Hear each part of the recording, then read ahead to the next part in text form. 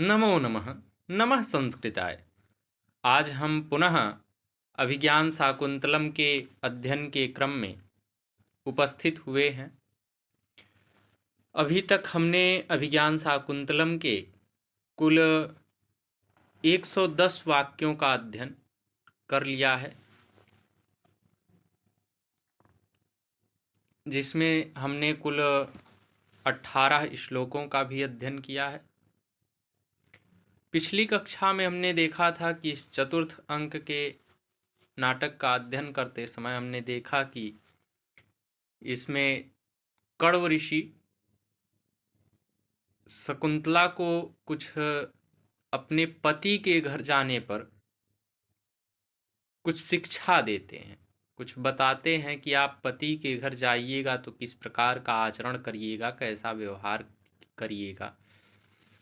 तो उन्होंने कहा था कि अपने गुरुजनों की सेवा कीजिएगा, जो भी आपसे श्रेष्ठ जन होंगे।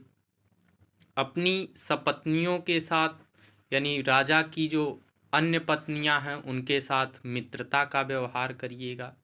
जो सेवक हैं उनके साथ प्रतिकूल आचरण कर, ऐसा उनके कुछ अनुकूल ही आचरण करिएगा, कोई प्रतिकूल आचरण मत करिएगा जिससे वह आपके सेवक आपसे दुखित हों, क्षुभित हों। और अपने ऐश्वर्य का अभिमान ना करिएगा। ये सारी शिक्षा वह इस पिछले श्लोक में 18वें श्लोक में बताते हैं। और फिर उसके बाद पूछते भी हैं। किससे? माता गौतमी से पूछते हैं, यानी जो आश्रम में रहने वाली एक ऋषि हैं उनसे पूछते हैं कि कथम वा गौतमी मन्यते, अर्थात इस उपदेश के विषय में गौतमी का क्या विचार है। तो आज हम यहाँ से प्रारंभ करते हैं। तो अब गौतमी कहती हैं, एतवान वधूजनस्योपदेशः जाते एतत् खलु सर्वं वधारय। गौतमी कहती हैं कि एतवान वधूजनस्योपदेशः, अर्थात इतनी ही नववधुओं के लिए शिक्षाएं हैं। अर्थात जो कुछ आपने अभी तक कहा है कि शकुंतला आप जाइएगा अपने पति के घर तो कैसा आचरण कीजिएगा, जो कुछ आपने बताया है, नवविवाहित स्त्रियों के लिए अभी इतनी ही शिक्षा है। यानी इससे अधिक ज्ञान की आवश्यकता नहीं है, या इससे अधिक कुछ अभी शिक्षा बनी ही नहीं। जो कुछ आपने बता दिया है वही उतनी शिक्षाएं पर्याप्त हैं इनके लिए। तो फिर कहती हैं जाते, अर्थात पुत्री, एतत् खलु सर्वम वधारय, इन सब बातों को ठीक प्रकार से स्मरण कर लो। अब पुनः काश्यप ऋषि कहते हैं, वत्से, अर्थात पुत्री, परिष्वजस्व माम सखी जनम च, पुत्री मुझसे और अपनी सखियों से गले मिल लो। अब शकुंतला क्या कहती है? शकुंतला कहती, तात, अर्थात पिताजी, इत एव किम प्रियम वदा अनुसूये सख्यौ निवर्तिष्यते। शकुंतला कहती है, तात अर्थात पिताजी, इत एव किम प्रियम वदा अनुसूये सख्यौ निवर्तिष्यते, मेरी सखियां प्रियमवदा और अनुसूया क्या यहीं से लौट जाएंगी? काश्यप ऋषि अब कहते हैं वत्से, अर्थात पुत्री, इमे अपि प्रदेये, अर्थात पुत्री इन दोनों का भी विवाह करना है। न युक्त मनयोस्तत्र गंतुम, इनका वहां जाना उचित नहीं है। त्वया सह गौतमी आस्यति, तेरे साथ में गौतमी जाएंगी। देखिए, जब शकुंतला पूछती, जब शकुंतला से कहते हैं कण्व ऋषि कि पिताजी, कण्व ऋषि कहते हैं कि पुत्री, अब आप हमसे और अपनी सखियों से गले मिल लीजिए। तो शकुंतला समझ जाती है कि अर्थात अब यहीं से हम सब अलग हो जाएंगे। तो शकुंतला वही कहती है कि क्या पिताजी यहीं से मेरी ये दोनों सखियां लौट जाएंगी, मेरे साथ नहीं जाएंगी? तो पिताजी कहते हैं अर्थात कण्व ऋषि शकुंतला से कहते हैं कि पुत्री, इन दोनों का भी तो विवाह कराना है, इसलिए इनका वहां जाना उचित नहीं है और आपके साथ में गौतमी ऋषि जाएंगी। तो अब शकुंतला क्या करती है देखिए। शकुंतला पितर माश्लिष्य अर्थात पिताजी से चिपट करके अर्थात पिताजी से गले लग करके कथमिदानीं तातस्यांकात परिभ्रष्टा मलयतटोन्मूलिता चंदनलतेव देशांतरे जीवितं धारयिष्यामि। शकुंतला कहती है कथमिदानीं तात्स्यांकात परिभ्रष्टा अर्थात मैं अब पिता की गोद से छूटी हुई मलय तटोन्मूलिता चंदनलतेव अर्थात मलय पर्वत के किनारे से उखाड़ी हुई चंदनलतेव चंदन लता की तरह देशांतरे जीवितम धारयिष्यामि दूसरे देश में कैसे जीवित रह सकूंगी। काश्यप ऋषि इस पर कहते हैं वत्से अर्थात पुत्री किम एवं कातराशि अर्थात पुत्री किमेव कातराशि तुम इस प्रकार दुखित क्यों होती हो। जैसे जब शकुंतला कहती है पिताजी से अपने लिपट करके कि मैं अब पिता की गोद से छूटी हुई मलय पर्वत के किनारे से उखाड़ी गई चंदन लता के समान दूसरे देश में कैसे जीवित रह सकूंगी। जैसे हर वृक्ष का एक अपना स्थान होता है, एक पर्यावरण होता है, वह उसी पर्यावरण में जीवित रह सकता है।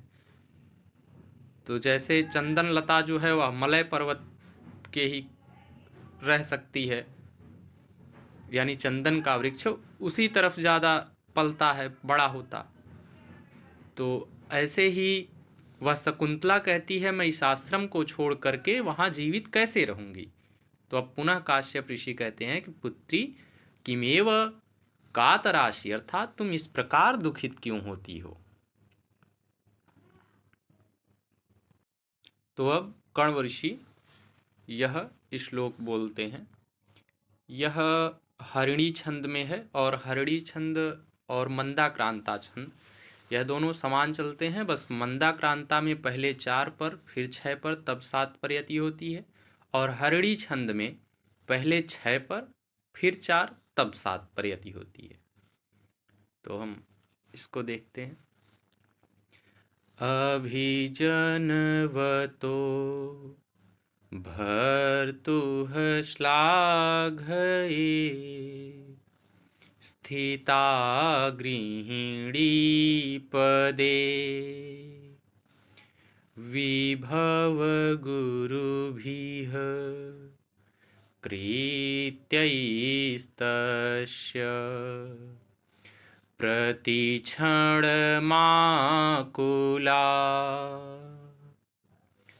तनयमचिरात् प्राचीर्वार्कम् प्रसूय च पावनम् मम विरहजां न त्वं वत्से शुचं गणयिष्यसि।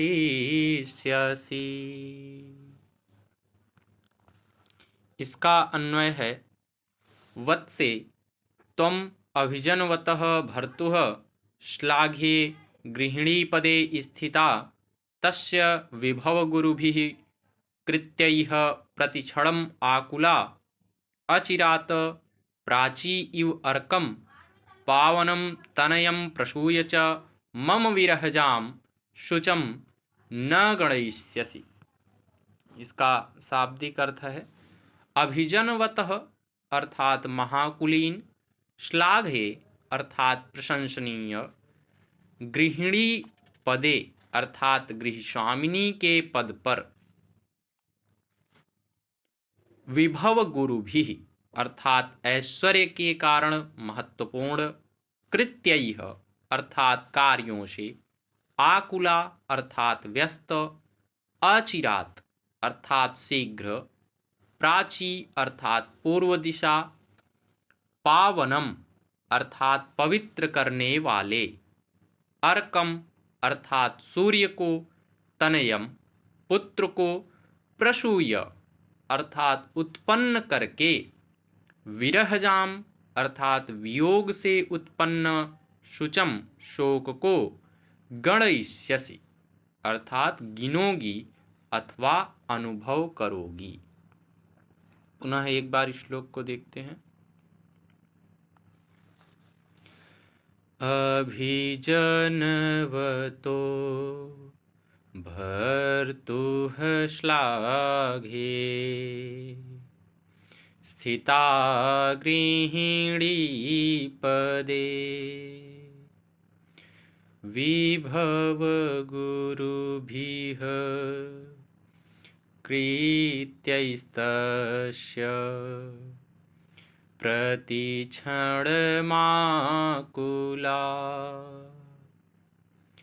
तनयमचिरात् प्राचीवार्कं,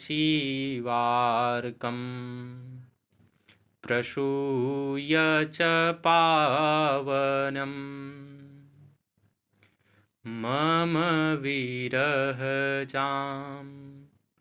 न त्वं वत्से, शुचं गणयिष्यसि।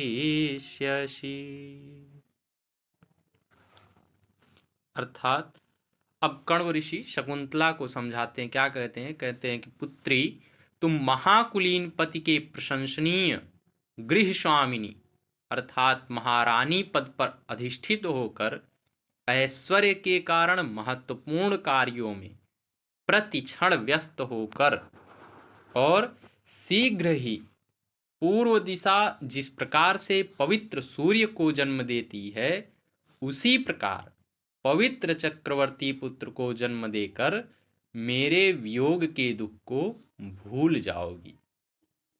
देखिए, जब शकुंतला कहती है यहाँ पर कि पिताजी, मैं आप सबसे दूर रह करके कैसे जीवित रह सकूंगी, वह उदाहरण भी देती है कि जैसे चंदन लता जो होती है उसका एक स्थान होता है मलय पर्वत, वह वहीं पर अधिक हो सकता है अर्थात जीवित रह सकता है।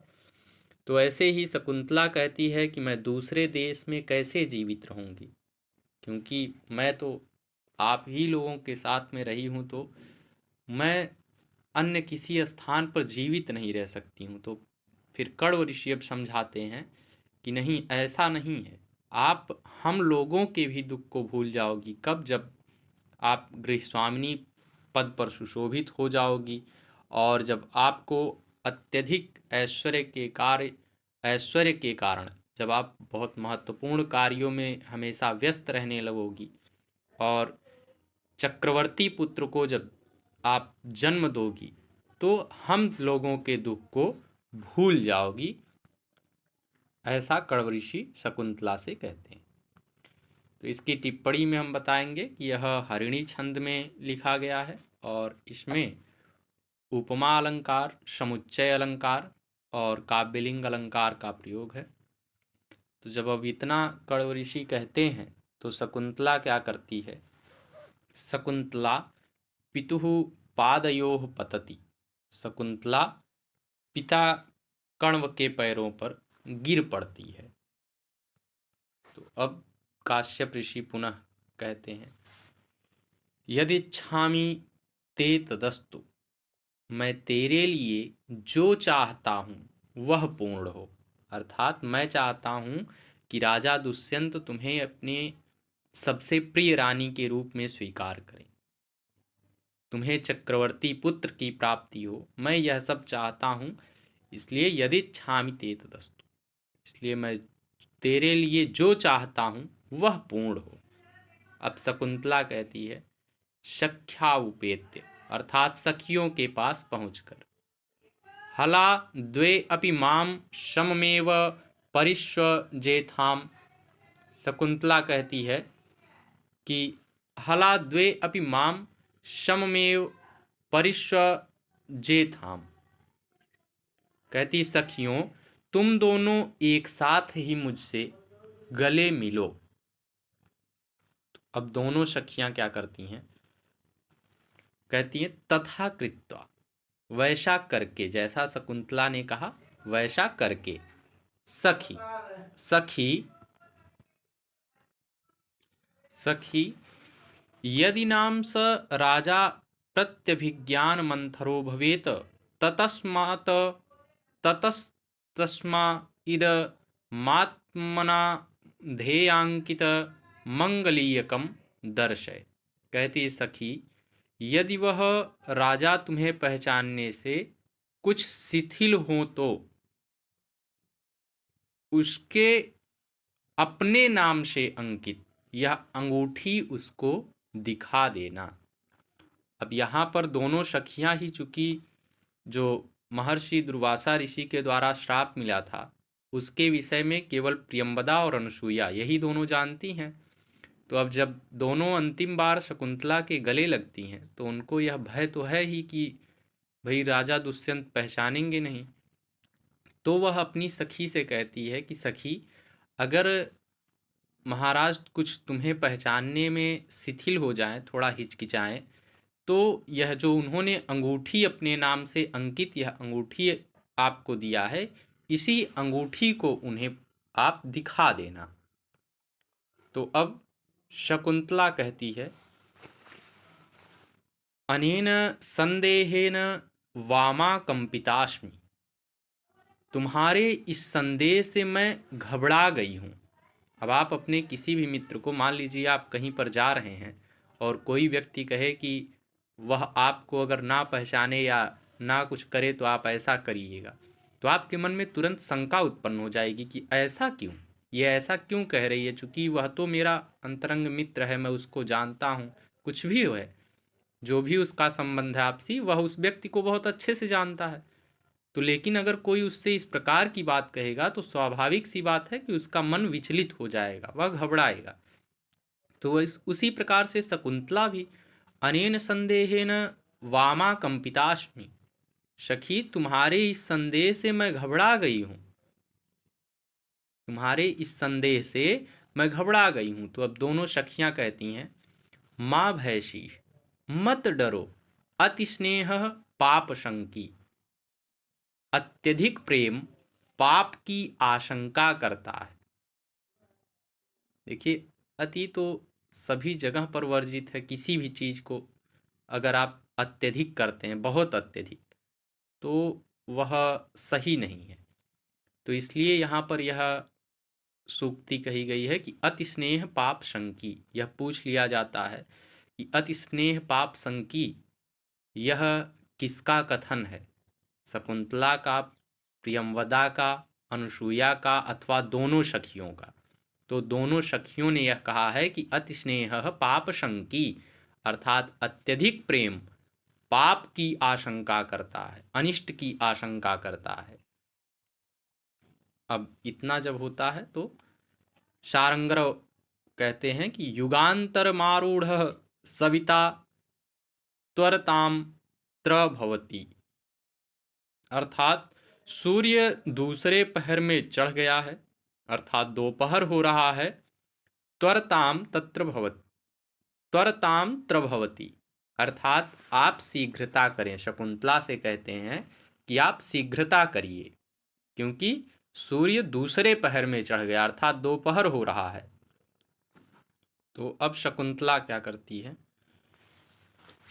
आश्रमाभिमुखी स्थित्वा, आश्रम की ओर मुख करके, तात पिताजी कदानु भूयस्तपोवनम प्रेक्षिष्ये, अब मैं फिर इस तपोवन को कब देखूंगी, अब मैं फिर कब इस तपोवन को देखूंगी, ऐसा वह कण्व ऋषि से प्रश्न करती हैं, पूछती हैं। तो आज के लिए इतना ही। नमो नमः। नमः संस्कृताय। धन्यवाद।